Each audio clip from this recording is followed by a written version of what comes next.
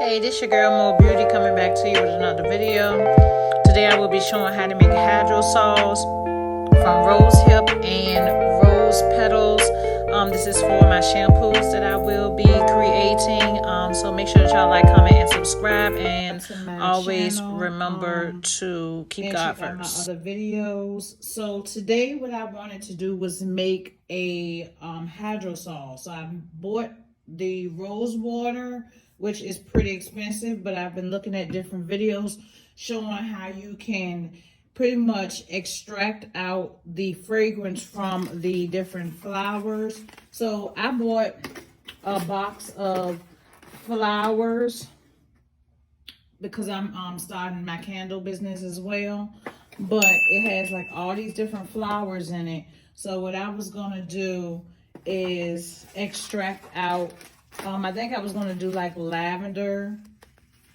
Now I want to say I think this is lavender, but then I was like, well, I have some rose hip, so I said I might do rose hip and do the red rose petals, and I also have calendula.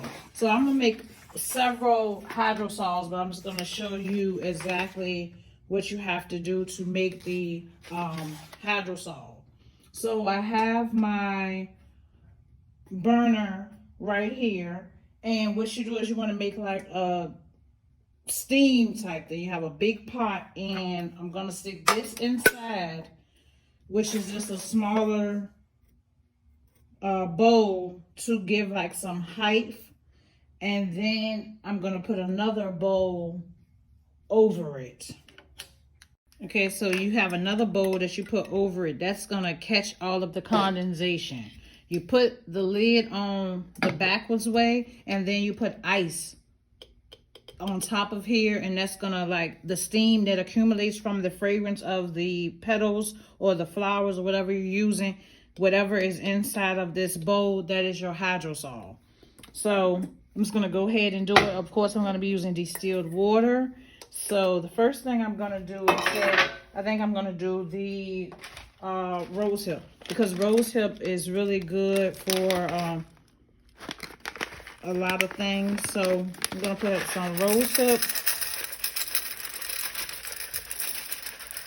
and I'm not really measuring it. I'm just gonna do some rose hip, and I'm gonna put a couple of rose petals so we can extract out what we need to extract out. So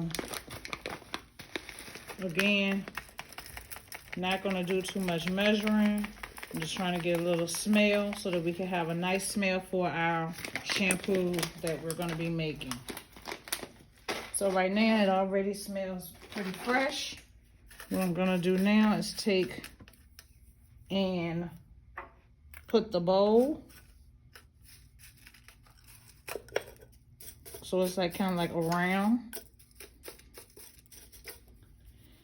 I can already smell the fragrance of the roses, and now I'm just gonna put some water,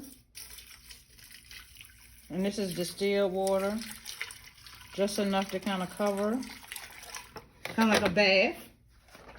I'm going to turn on my hot plate. It's my first time using the hot plate, so, and then I'm gonna put that on top to collect all of the good condensation. Put your lid on backwards, and I have to get the ice, but you can use anything frozen, I'm thinking, but I have like some ice that is in like a pair. Here's the little ice that I have. I need to make some more ice, but right now I'm just gonna put this right here, and this should work. And now we just have to just wait for the pot to get hot, and we will see, you know, once it's done. It's already moving, as you can see. So it's all, as you see, the condensation is, the steam is going to start falling into that bowl. So that's what you want, and the ice is giving it the speed up. So we should see some progress soon. Okay guys, so it's done. As you see, the water is at the top. Like I said, I'm making a rose hip and look like what it was, red rose petal hydrosol. It smells so good. And you see the liquid is right there at the top, and the water has went down and everything. So this is my hydrosol. It smells really fragrant, really good.